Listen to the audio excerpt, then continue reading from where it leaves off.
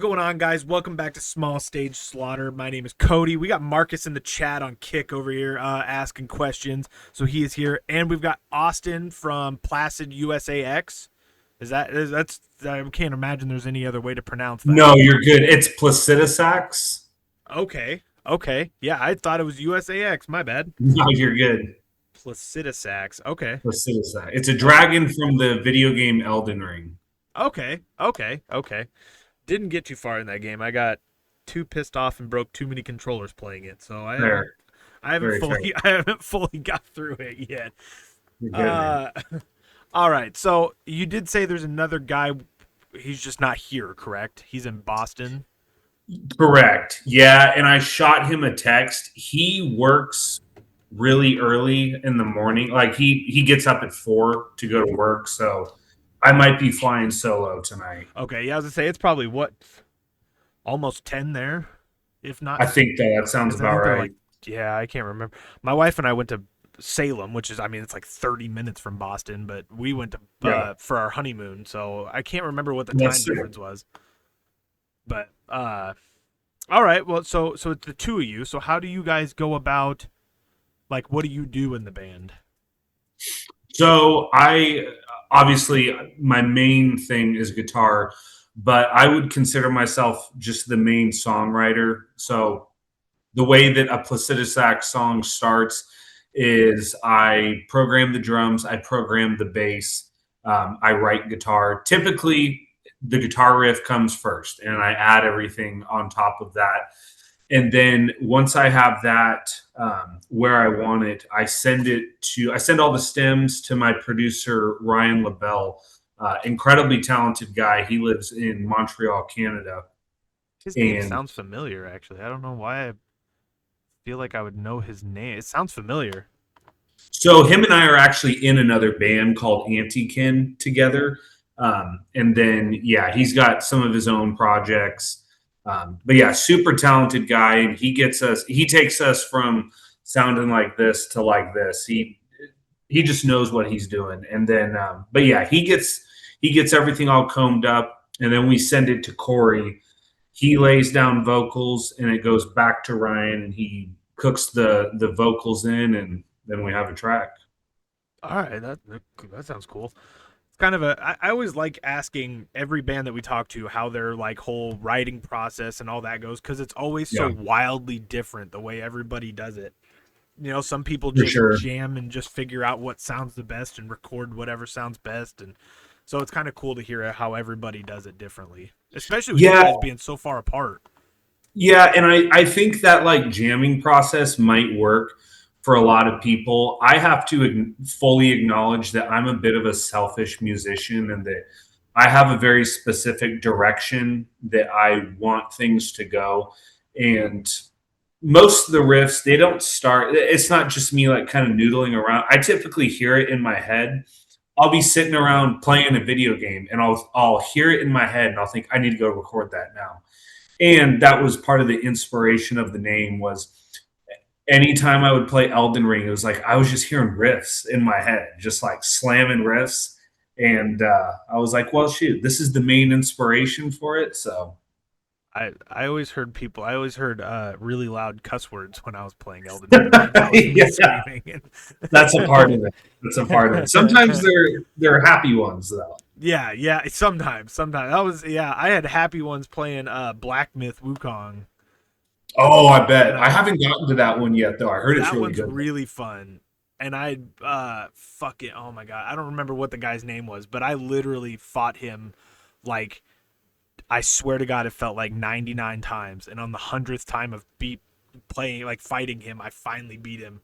And there's a TikTok. I posted a TikTok of my reaction beating him, and I stand up. I'm like punching the air and shit. And Oh it was at like 2 o'clock in the morning. My whole family's asleep. I'm like silent screaming.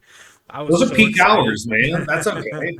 2 a.m. That's when the party just starts. I know, I know. So I gotta know, because in the first in the first song, I think it's just called Placidusax.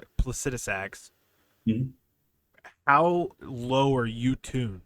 Because it sounds like a really low tuning. So every song is just tuned to drop A.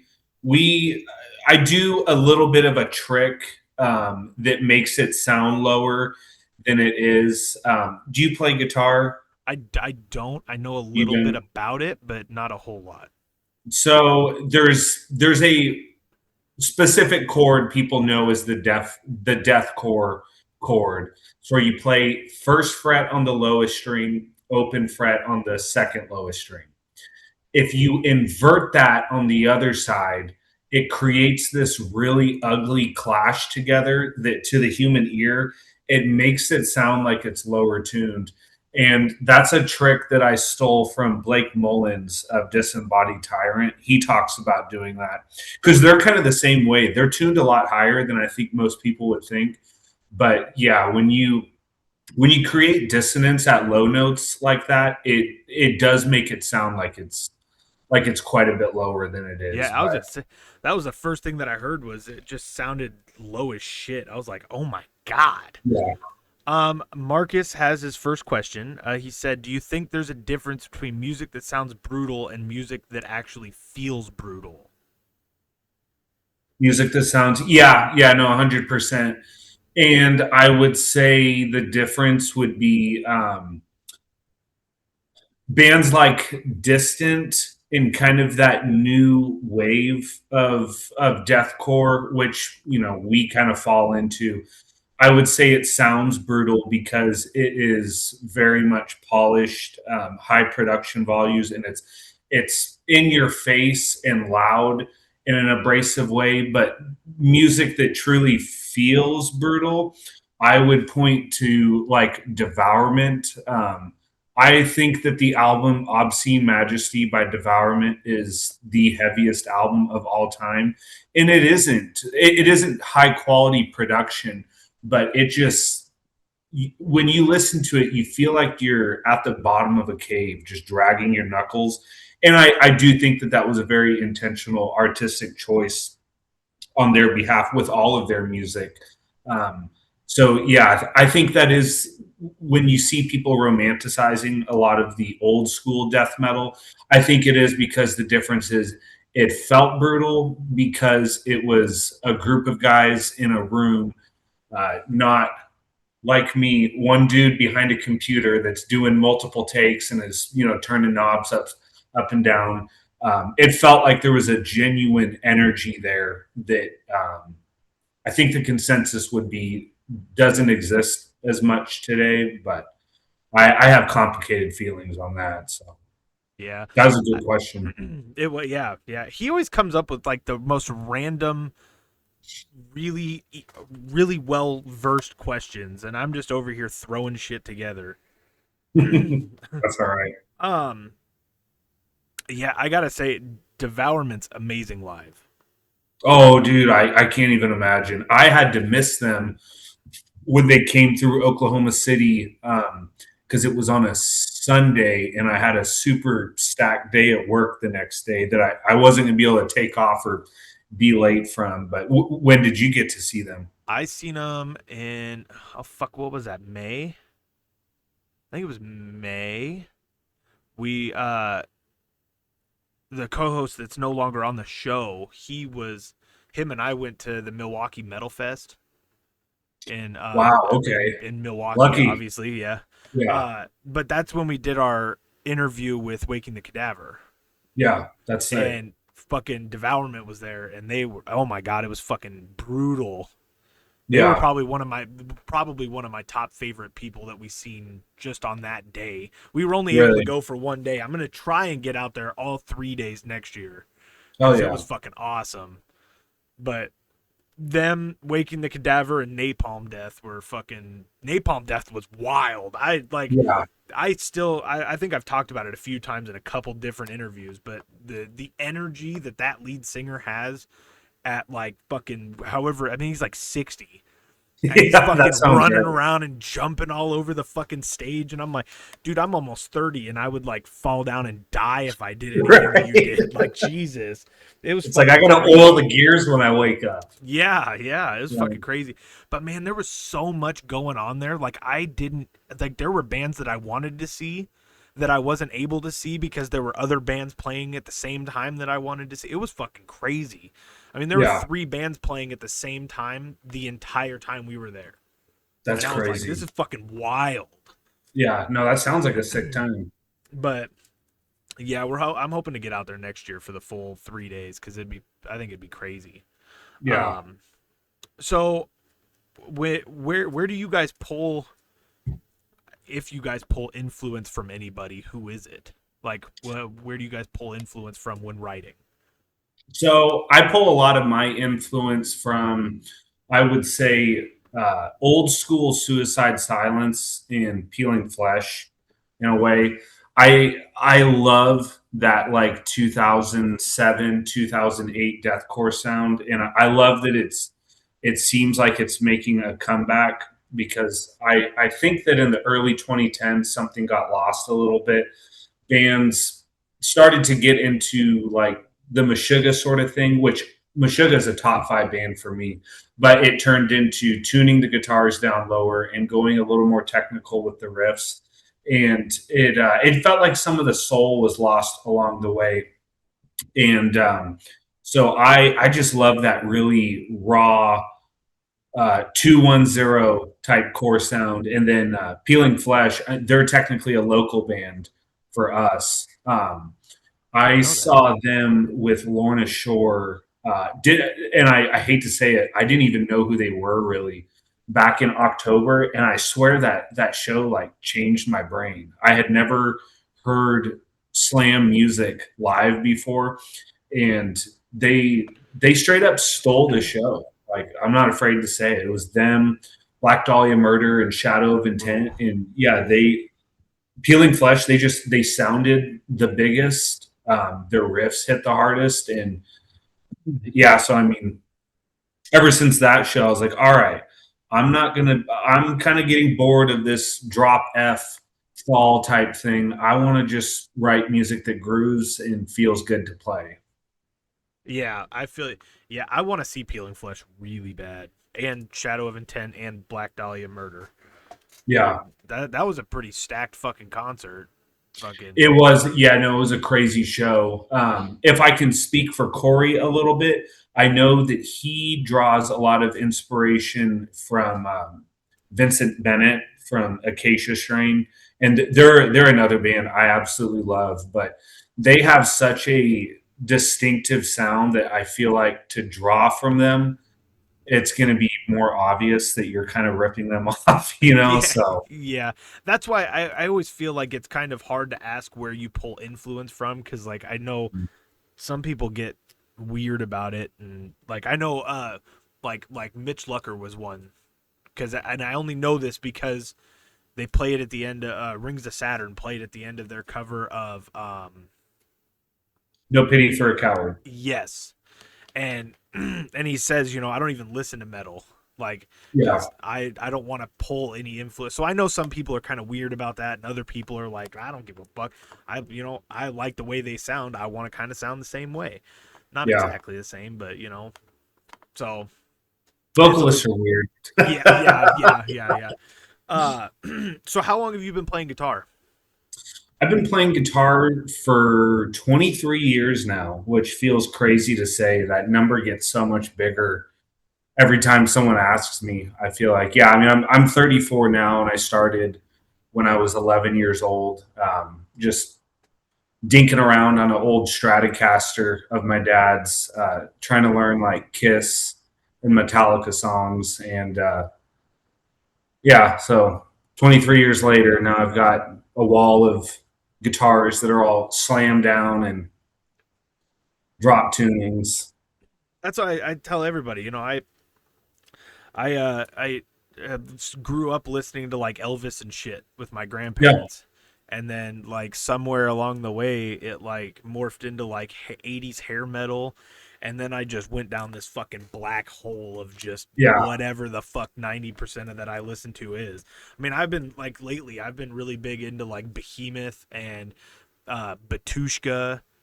Batushka's fucking crazy. I think they go by Patriarch now, but Mm, if you've never listened to them, they're definitely. I mean, they're definitely more on like the black metal side of things, but Yeah. they're crazy. No, I love that. I love black metal. And honestly, I think that, I mean, what you're describing with how you kind of fall off into the deep end, I think that that is kind of just how music appreciation works. Because I think that what metal music is at the end of the day is it's every musical component like taken to its absolute apex. And it's, I mean, if an analogy would it be kind of like, I don't know, I hate to say it, but like drugs in a way. Like you start out smoking cigs, well, that's not going to do it for you for as long. So you're needing that like extra dopamine thing. And I think that's what's fun about slam and deathcore and yeah, even black metal to an extent, is you'll catch yourself listening to it Go. sometimes and you'll be thinking, What are you what am I doing? really listening to here? Yeah. And What, Bob? but you know, we're able to find the beauty in it and the humanity in it. So Bob, what'd you want? Sorry, my hang on one second. My kid just ran in here. you're good, dude. What do you want, Bob? You can come over here. You can come over here. Just don't come over here because I'm streaming and I'm doing an interview right now. Okay, I love you too. I'll be up there in just a little while. Okay. Sorry. That's okay. It's just an extra guest. Yeah, yeah. If I wasn't live, I wouldn't have cared. But people on the internet get fucking weird. I don't really like having him on the internet too much. I don't I know, he's feel some you, man. fucking weirdo saying some weird shit because I'll fucking kill somebody. I swear to God. Like, I I get one believe it. weird comment about my kid, I'll fucking search your IP address and figure out where you live. Like, I swear to God. Put them on Uh, full.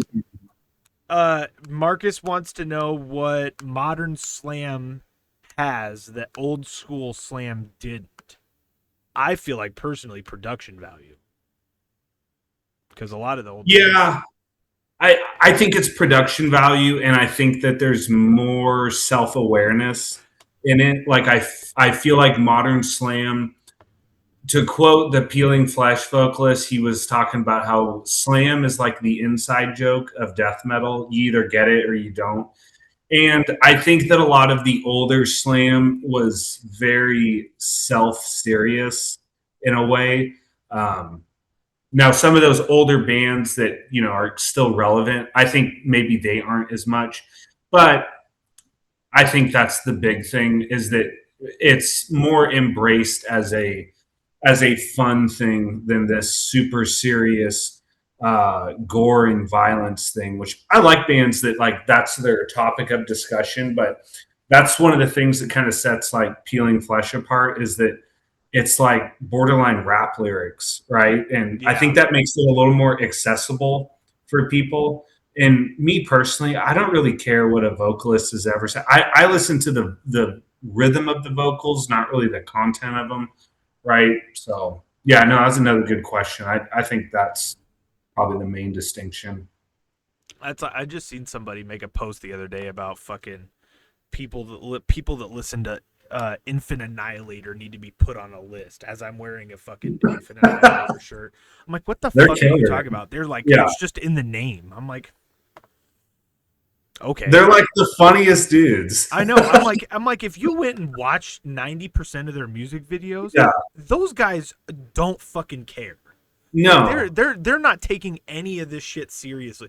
Decapitation, fornication, literally like 6 minutes of them humping each other in the fucking woods. Like I, yeah, I'm like, they're basically a parody band. yeah, I'm like, It's just really good. fucking yeah, really good. I love Infant Annihilator. Yeah. This is my second shirt. The other shirt that I have was their Star Wars. They came out with a Star Wars one, and it's Anakin standing over a bunch of dead kids with his lightsaber out. That's And pretty then this sick. one, like this one's a fucking demon that's like holding up babies and like eating them and Hell shit. yeah. That's I was cool as like, hell. I seen this shirt. I was like, oh, I need this shirt. I Yeah. always get like the most like shock value shirts I possibly can because I just like Yeah. I think they're the coolest, and I I always want somebody to say something about it. Nobody ever does. I get it, man. I've got a thing with band merch where I always think like, oh yeah, it would be cool to collect these shirts. I'll wear them to the gym or whatever. But then anytime I'm going to the gym, I'm like, well, that's a nice one. I don't want to get that one sweaty. Or I'm going to a show and it's like, well, I don't want to risk, having beer spilled on that one. So then they end up just sitting in my closet and it's like, well, I guess I'll wear them when I make my little internet videos. Yeah, yeah. There you go. There you go. I always wear them when I go to like metal concerts and shit. And Yeah. I always wear.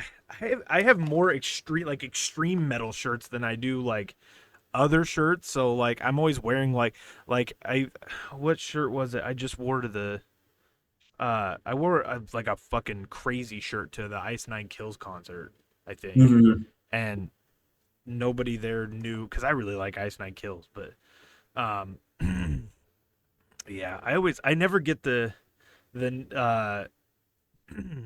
reaction I want out of them. I'm an Yeah. attention seeker. Yeah, Uh that's a oh, sorry. Marcus wants to know what the most disrespectful breakdown you've ever heard or created yourself was. the most disrespectful man. What a question. Dude, I'm telling you, he's like a fucking if he'd have been on here, dude, he's a fucking boss when it comes to questions. I ask a bunch of random shit. Oh God.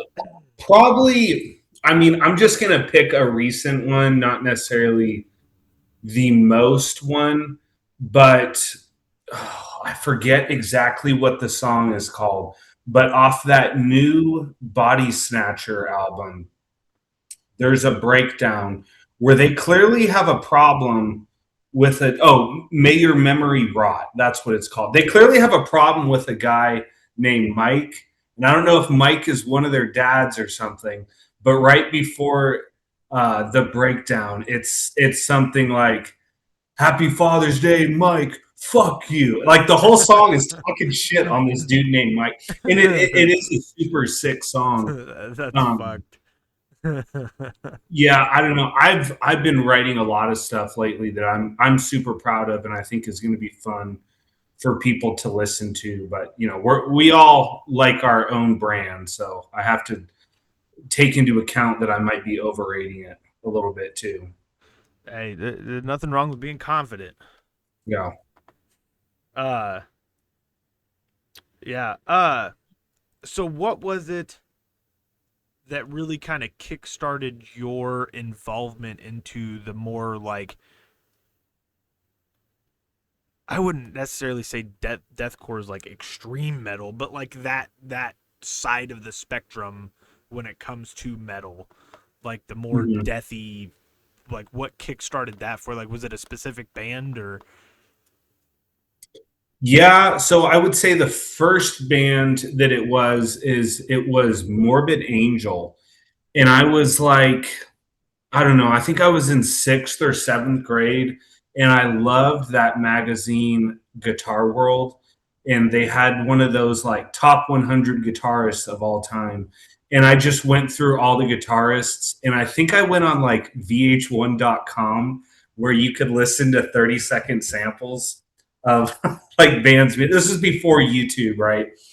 And I remember hearing when I found Trey Azagtoth and looked up his band, and I was trying to play their music. I was like, I've never heard anything like that, and I didn't like it when I heard it, but I was curious about it, and so every now and again I would revisit it, and I would always understand it a little bit better. And that's something that I'm a big proponent of. That you oftentimes you may not like a band when you first hear them, but you just don't like them yet. Like you have to give yourself grace that you may develop, or you will have that like click moment where it's like, okay, I see what they're doing. I hear the underlying groove that's going on here. Um, and then yeah, just the first band I ever played in when I was living in Houston, Texas, Scoria, we were called. We It was kind of like a Black Dahlia murder type thing that we were doing, and yeah, I got to play a ton of fun shows and a super fun music scene. I mean, that's where Frozen Soul, Devourment, they're from. So yeah, I love the Texas death metal scene is pretty great. Yeah. Yeah, I really like Morbid Angel. There, I want to Mhm. know. I really want to talk to him because I want to know how he made his vocals sound like they do on "Where the Slime Live." Because his vocals sound fucking crazy. I just showed that song to my son the other day because I was like, "You got to listen to it. Sounds like he's underwater." I Like think they're if putting it through a flanger, okay, so I but was I could be wrong. that or one of those spinning amplifiers that they use for like Black Hole Sun, and there's a name for I can never remember the name for it, but Yeah. it's like a fucking it like the speaker spins and that's how you get the it sounds really cool. I love the way it sounds. You got to look that dude up now, bro. He's a country singer. No shit. David Vincent, he does country music now, like a What Johnny the Cash type thing. no fuck It's I'm crazy. looking this up right now. What'd Yeah, you David Vincent? Is that what you said? David Vincent. I'm looking this up right now. That's fucking wild. You can even just look at his. He posts on Facebook like a boomer. It's kind of funny to watch. Also known as Evil D. Oh, he was the bassist. And oh, for and Lee and okay and Yeah, what the fuck? That's wild. isn't it? David Vincent on Facebook. Let's see. Oh, looks like he August 13th he posted he was on tour with Venom. That's kind of impressive. Huh. That's fucking crazy. I mean, Yeah. yeah, he's got like the cowboy hat and everything. That's fucking Mhm. crazy. Yeah. Yeah. If you Fuck. look him up on Spotify, he's got a couple country tracks, and they're it's such a trip to listen to. I was gonna say, how do you go from like Morbid Angel to fucking country? That's Yeah. crazy. I mean, I guess that's yeah. Marcus said, "What a change of pace." That's no shit. Mhm. But that's like one person, and I do you know I'll probably get a lot of shit for saying this. Danny Warsnop Mhm. from Asking Alexandria. I do not dislike his country songs. Really? I don't think they're terrible, but I never really listened to it, but I imagined that it wasn't as bad as the hate train always said. no, it's not. I mean, it's literally just his clean song, it's his clean vocals. It's just really raspy. I Yeah. don't I the only thing that I dislike is the fact that he no longer really screams. So like Yeah. when they were doing their concert and they were like doing absolutely none of their old songs. And I'm like, fuck, dude. I mean, that's kind of what made you big was those first Yeah. like 2, 3 albums. Yeah. And No like kidding. to That's what not people do any want of to those hear. songs kind of sucks. Yeah. I thought that that album that they made when he left, I thought that that was their angriest, most pissed off album, and it's still my favorite of theirs to this day. With The Dennis. Black, yeah, with Dennis, that hilarious little sound clip in their British accent where he's like, "And I told you, you don't want to make it all about Denny, mate." Yeah.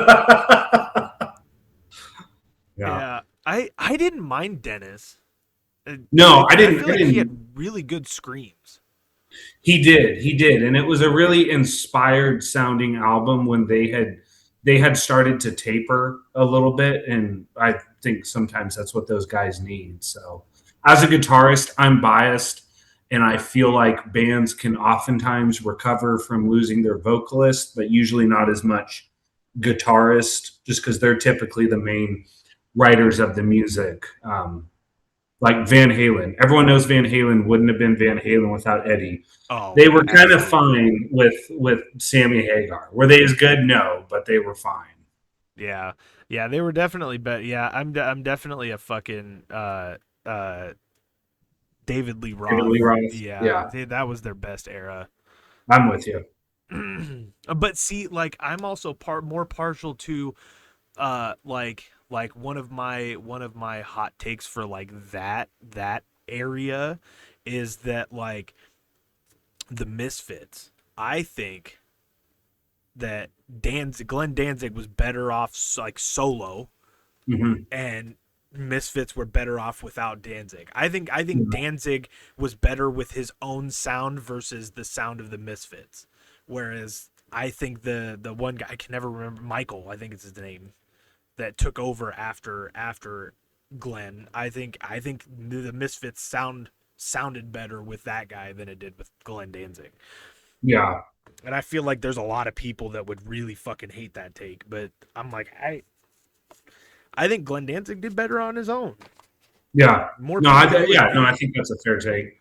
Yeah, because like when you hear people say like when you hear people talk about the Misfits, it's like you think of them talking about like fucking Scream or Dig Up Her Bones or what's the other big one that's been popping all over TikTok now?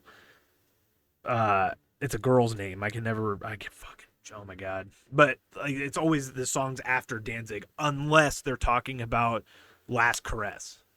Yeah. Like that's the only song that I know by the Misfits when Glenn was in the band. So I don't know. Um, Marcus wants to know what your most controversial opinion about Slam is, if you have one. My most controversial opinion, gosh, I would say that I'm not really all for the like purposefully bad production. I think that when it was a product of its time, like early Devourment, I think it works because they were doing the best with what they had. But kind of a bigger picture take is I would say that I don't agree with the gatekeepers of slam at all, and I think it's super corny.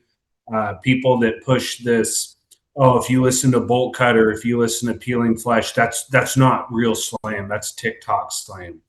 I don't know. It sounds like slam to my ears. It's definitely not hard rock. I mean, it's not new metal, and but I think that that's a natural thing that happens with music, and it's an exact repeat of what happened when like Suicide Silence, Whitechapel, and Oceano first started popping off.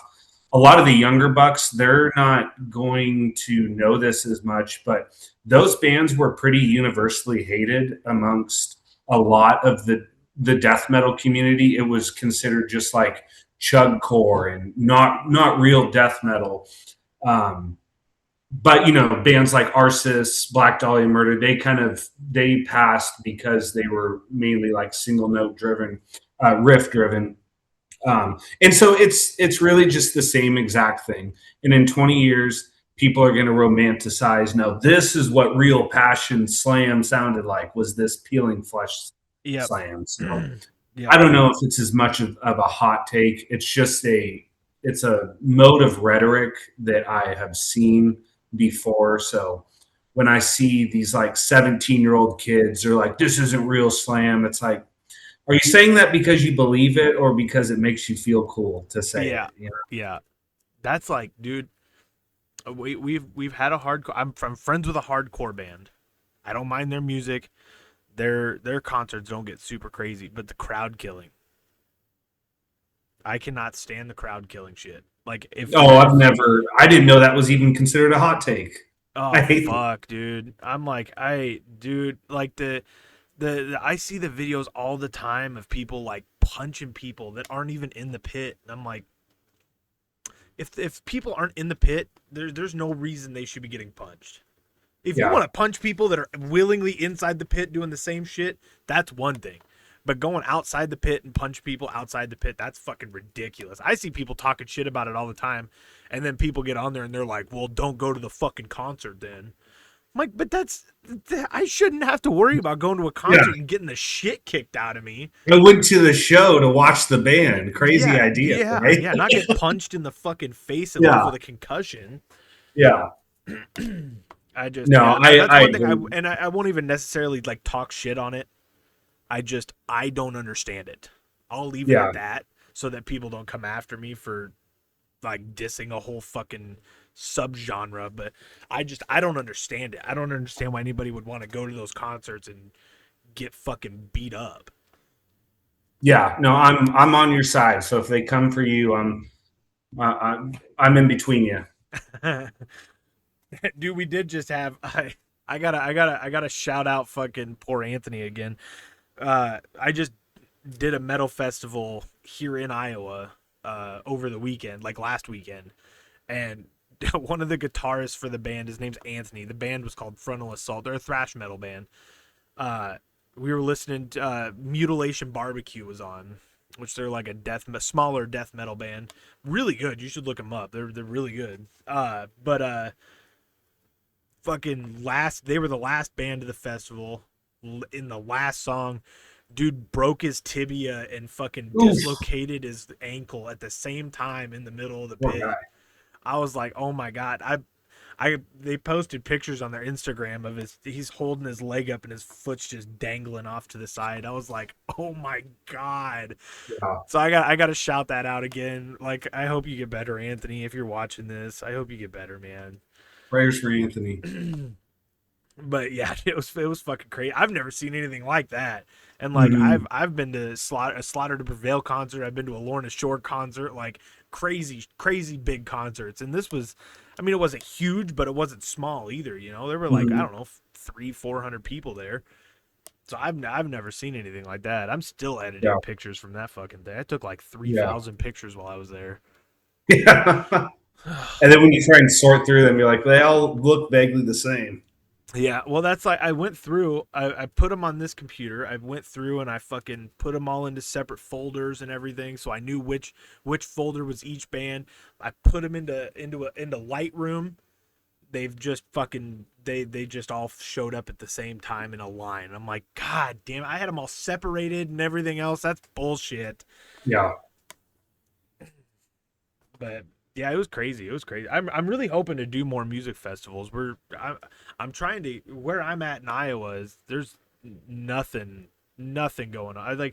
I swear to God, the heaviest band we've had up here is Sleep Theory. Which They're pretty good. yeah, they're They're good good, now. but Yeah. they're not near as heavy as most people think they would be. So I'm trying to get some movement up here and get some. Did they play the Backstreet Boys song, or I did you don't not know. go? I didn't go to the. It Okay. was. I don't think they did because I think it was like 2 years ago.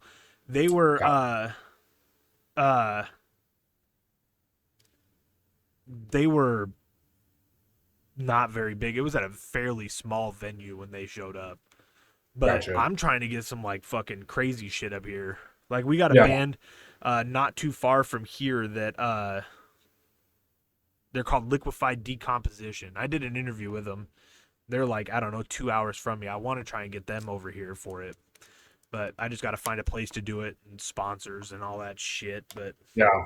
um, okay.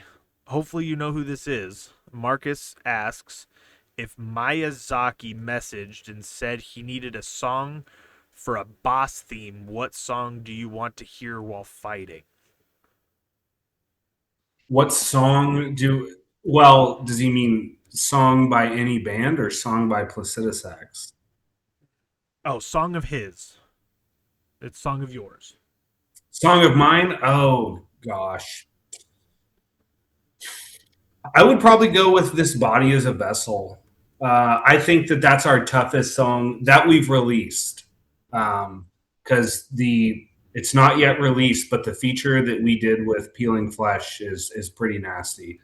Um, yeah, I it would be either "Touch the Flame" or "This Body Is a Vessel."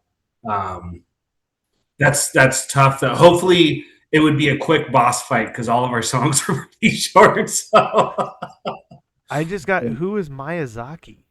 Miyazaki, that he's the creative director behind all of the Dark Souls game, which Oh, okay. includes Elden Ring. Then, Oh, okay. See, yeah, I just play. I don't know a whole lot about the people that make the games. I just play them.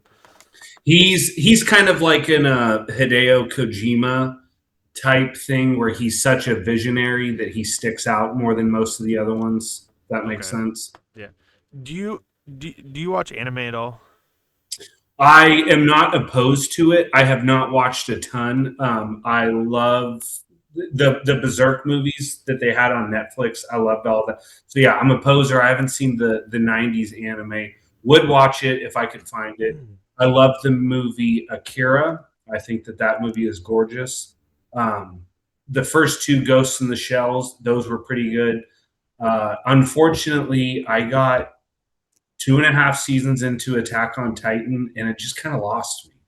Was it Yeah, bad? No, but I just got kind of. I just was like, I didn't feel drawn to it. you I know, did like. Sorry, go Marcus ahead. said the same thing about Attack on Titan. He said Really? the I feel like I think we've talked about it before because I have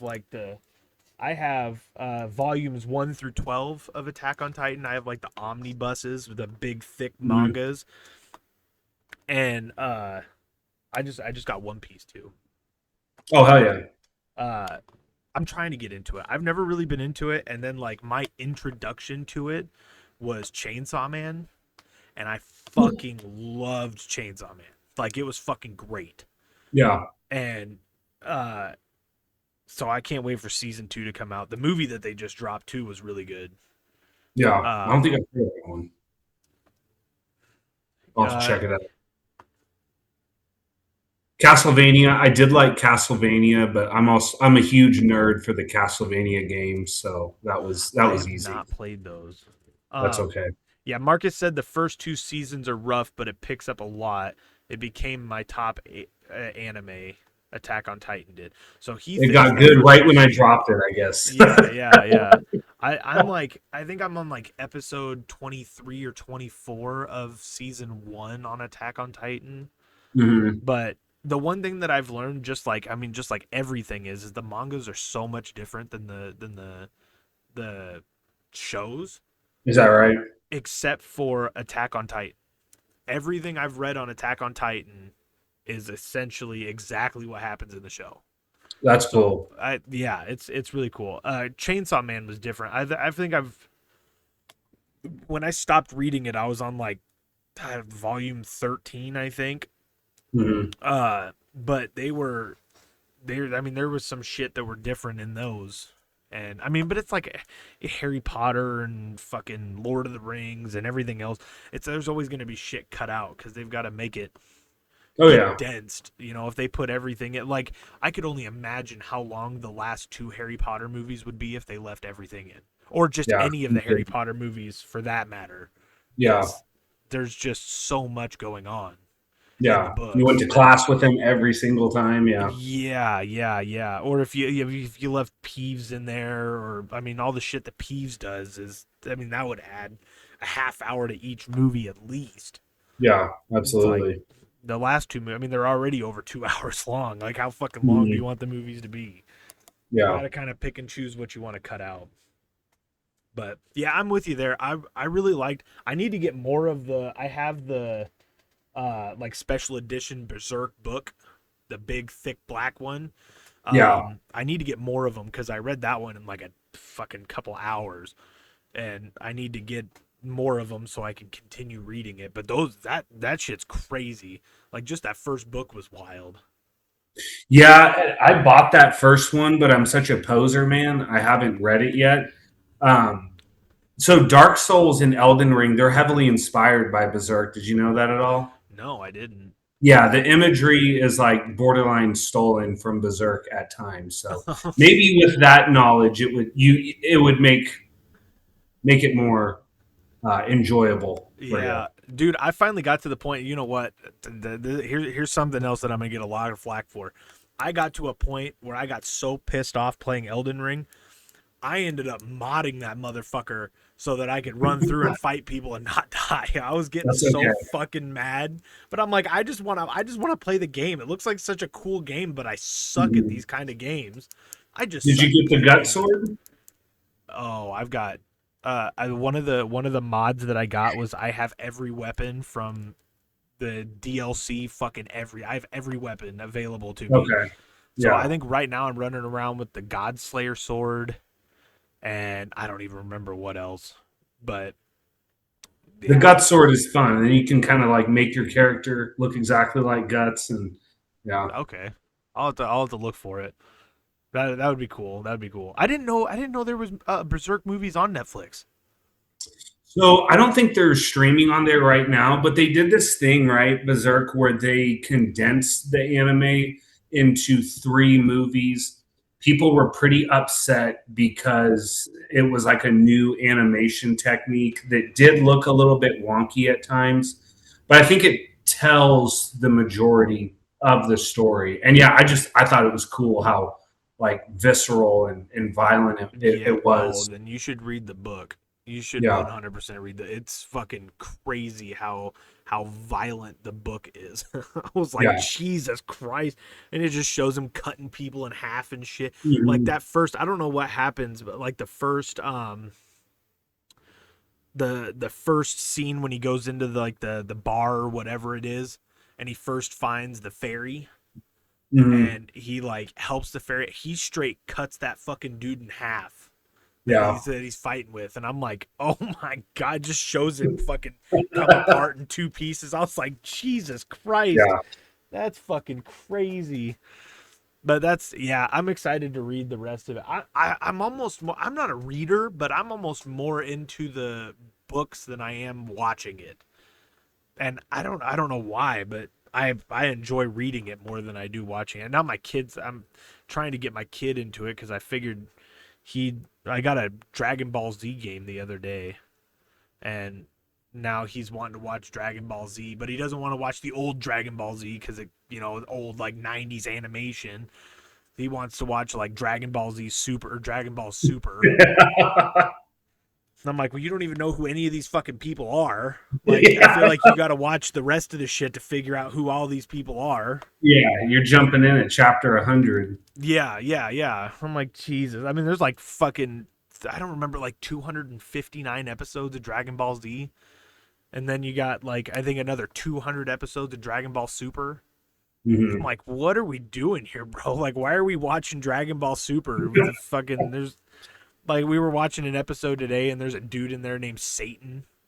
Yeah. And I'm like, I don't know if this is like, he's like offering Goku money and shit. And I'm Cars, the like, clothes, is the this, yeah, home. like, is Goku making a deal with the devil right now? Like, what's going Yeah. on? But that Dragon Ball Z game's fun as fuck.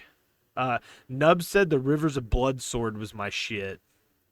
Rivers of Blood is good. They kind of nerfed it though. So yeah, I just did a Uchigatana run my last time, and I had a lot of fun with that. Blood, like a bleed build. That's probably kind of what he's referring to. Yeah, Yeah, there's a ton of good weapons he's in helped me in out that with game. with it a little bit. So Yeah. yeah.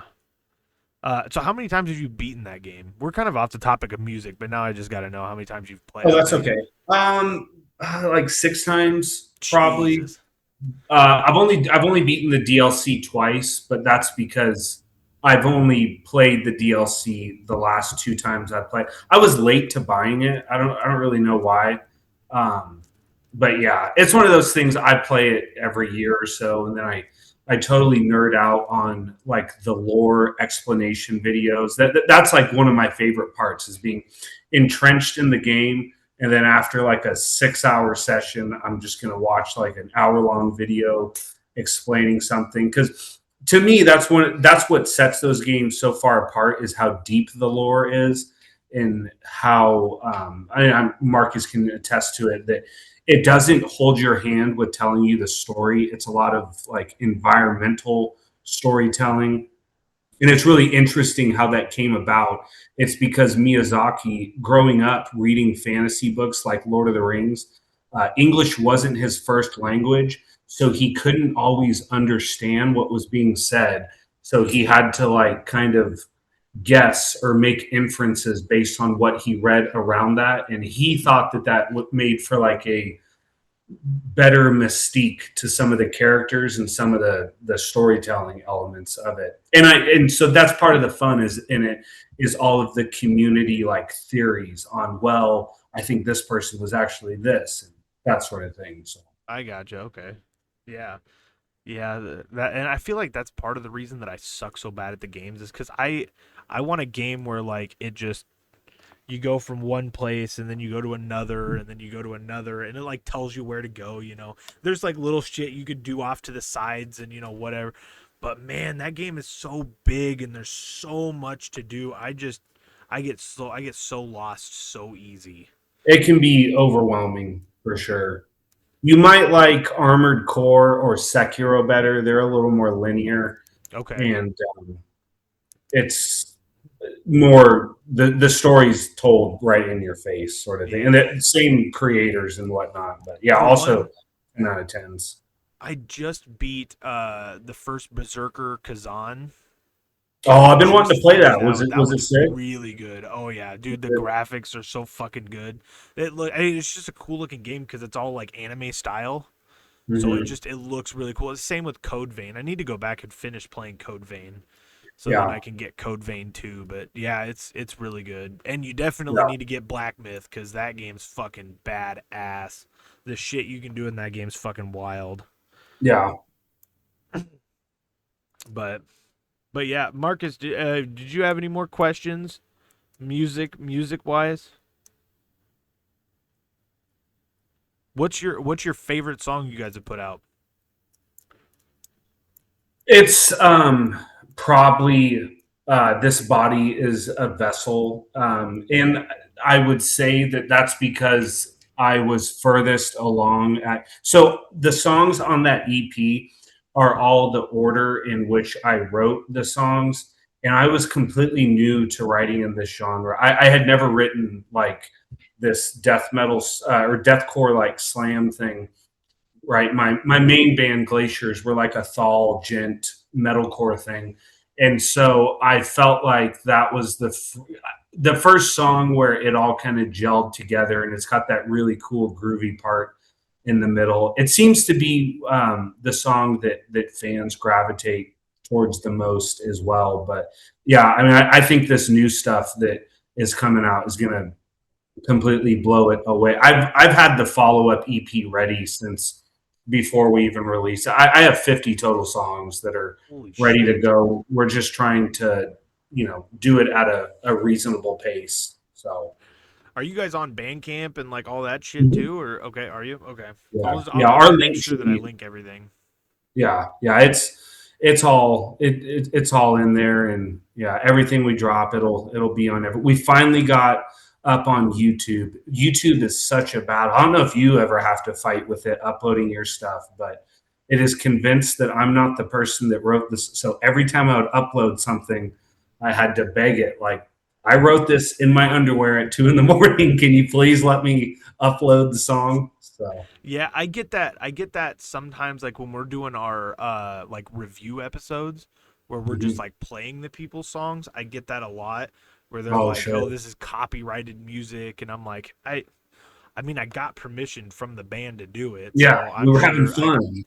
I could probably just reach out to them and they can do something. I know there's a way to figure that out, but I never Yeah, know how to do it. And I'm like, I'm not making any money off of this shit right now, so I'm really not worried about it. Like they're like, oh, it's copyrighted, so you might not be monetized. You might ding your monetization. I'm like, I'm not making any fucking money anyways. Like I don't know why it matters. it would just flow it back through to them. So in a way, they should be encouraging of it happening. So Yeah, which and I mean, if that's the case, then I really don't give a shit. yeah, let the bands get the money. That's what this show's all about, anyways. So for sure. if it's going back to them, then fucking let them have it. I really don't care. I don't need it all that much. Yeah. But yeah, Marcus wants to know. This is his last question. If you could put one deceased musician into Placidusax, who are you choosing? One deceased musician. Gosh. Trying to think of a deceased one that would even want to. I mean, Mitch Lucker, obviously. I would want him to split vocal duties with our incredible vocalist. Um, yeah, I mean, dude was a total legend, and he kind of defined that scene. And no hate to new Suicide Silence, but they're not the same without him. They never will be, and that's okay. Um, but yeah, my gut instinct was Dimebag, but I'm like Dimebag don't want to do no slamming. No, no, no, So, no, no. Dimebag would be a good. He would be a good pick. Dude was a fucking god when it came to playing guitar. oh yeah, He was one of one. That's what I was trying to. I'm like, there's really not many like deceased deathcore people. Like, I think No, Mitch is one of there the only isn't. ones. You might be able. I mean, the Rev. You could probably get the Rev in. I mean, he was Yeah. pretty decent. I mean, he was good on drums. Dude was fucking a god on drums. Yeah. Joey, Joey Jordison, rest in peace. Yeah. He might be Yeah. one. I mean, my favorite musicians for the most part are a lot. I mean, Terrence Hobbs, guitarist of Suffocation, he's my favorite musician of all time. And he's still ticking, apparently fucking people's wives. I don't know. That's the whole meme with him, I Fuck, I mean, guess. YOLO, I guess. Yeah. Fuck it. Everybody's got their fucking. Everybody's got their their The list thing of they're like. into. Yeah, Yeah. everybody's got their list, so who knows? Maybe that dude was on that dude's wife's fucking list of people Yeah. that like if I get their hall pass list. My wife and I have one. If I Just a quirk of his. yeah it's just whatever. If I see this person and I get the chance, I'm taking it. Like I Yeah. love you, but I'm taking it. It's just how it is. Yeah. Hers are definitely not in my genre of music, but mine are Yeah. definitely in my genre of music. But but yeah, well, I guess one of them is. One of them is. One of them Who's is. that? Uh, uh, uh, Spencer Charnas is one of hers I don't even know who that is. from Ice Nine Kills, the vocalist for Ice Nine Kills. Gotcha. I don't know the names of any of those When dudes. we Yeah. when we went to the concert, I've taken my son to see him twice because my son fucking loves Ice Nine Kills, and we took him and I paid for their VIP. They call it the RIP package, but it's like their Mhm. VIP. We got to do a meet and greet with him, so my son got to meet him, Oh, that's sick. and super cool guys. Like they were really worried because he's little. Well, I mean he's not little, but he's almost 8. But they were like he better have earplugs in. I'm like, oh yeah, like we're my son does not like loud noises. So Yeah. we definitely got earplugs for him. They're like, all right, we see people with their kids here all the time and they don't have earplugs in. They need to have earplugs in. I'm like, yeah, you're good, dude. You're good. But I paid extra for hers. So she got to get back in line and just do a picture with Spencer. Yeah. And Spencer's like choking her and she's like, yeah, that was worth it. I was like, it fucking better be because what Hurt the my fuck? feelings a little bit. Yeah. Yeah. I mean, I know I don't look like him, but fuck, man, come on. Oh, you're better than him. Why Exactly. she chose you. I got the beard. Yeah. He's clean Clean. shaven. But all right, man. Well, yeah, we can end it here and let you get on with your night and fucking let Marcus go to bed. He's got to be up at like 4 o'clock tomorrow morning, so R.I.P. let him Marcus. go to bed. Yeah, I know. I'm just door dashing tomorrow, so I don't have to be up at any certain time. That's all right. I'm working from home, so yeah, I'm being lazy too. I just applied for a job at a radio station, so fingers crossed that I hear back from that because Hell yeah, dude. I that'd be hope you get fun. it. That'd be sick. Yeah, I wanna eventually start my own radio station playing this kind of music because this shit does not get airtime, and I Absolutely. feel like I feel like it would be cool as fuck if it did have airtime. Yeah. I feel like there's a Yeah, lot your of metalheads station that don't get a radio 6.6. station, Yeah. but all right, man. Well, hey, I appreciate you talking to us, and we'll definitely have to review the new album when it comes out. When is it coming out, by the way? Do you guys have a set date for it yet, or Don't have a set date. We're just waiting for vocals to get wrapped up, but I would say within a month, probably. okay? Yeah, we'd love to We'll feature it announce on the it show. everywhere. Yeah, you'll have to hit me up when it does drop so we can review it officially on the show and Yeah. Yeah, absolutely. let everybody hear it and all that shit. Send them your way. Yeah, definitely. Uh, you guys okay? So you guys have the link tree, but you guys got Bandcamp, Instagram, obviously Instagram. We were talking on Instagram. We're Uh, on Bandcamp, Spotify, Apple Music, YouTube. We're on everything. I was looking for like Elden Ring Placidusax merch. So I looked it up on I just looked up Placidusax on Amazon. We're on Amazon Music. I had no idea. Do you just So use? yeah, I'm assuming you just probably just use DistroKid. Do you guys correct. use? Yeah, I was gonna say that. Yeah, I feel like that's like the go-to for everybody because it's yeah, just easy. It just fucking sends it out to everywhere. yeah.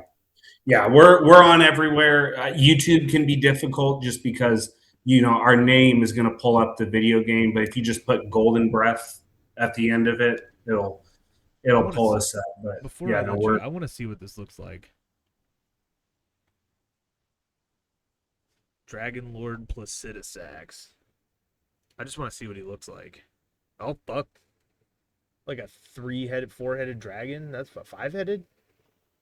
originally five. Then he got in a big fight. It's a super. The lore of him is super sick. He's a hidden boss in the game that is suspended in time. So it's like a big secret to even find him. And within the game, so he is like, if the current Elden Lord is like Joe Biden or something, Placidusax is like a pharaoh from ancient Egypt. Like he's something that wasn't even written about, so it's just like an ancient primordial force. And yeah, I thought Gotcha. that was cool as well.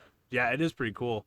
I know there's a bunch of artists that I follow on TikTok or on Instagram that could probably figure something out. I could send them your way.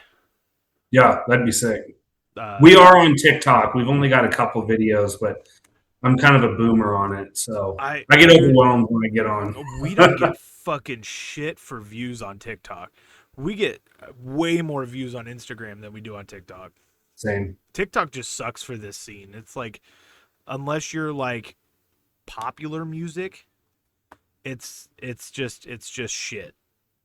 The algorithm doesn't make as much sense, and the algorithm favors things that sound like arguments. I think is what it is on TikTok, but I could be Yeah. wrong. Yeah, that could be. I have a lot of religious debates pop up on my TikTok all the time. Yeah, So I think that's religious and political debates. yeah, I don't pay attention to the political debates as much, but the religious ones I like watching because I feel like people crash out a lot more on those, and it's honestly just kind of funny to listen to them crash out. yeah. But I'm with you. but all right, man. Well, yeah, we can let you go, and yeah, we hope to talk to you again, and we hope to hear your new album. It'll be sick. I feel Yeah, like because dude. this first one was I listened to this first one right before you got on here, and it was fucking awesome. So I Thank you, really man. liked it. Yeah, no, I really appreciate you having me on and all your patience with it. And I know it's super sick. I'd love to come back on. So Yeah, awesome. All right, man. Well, you have yourself a good night, and we will talk soon about the new album. sounds good, brother. All Take right. care. Yeah, you too, man. Bye.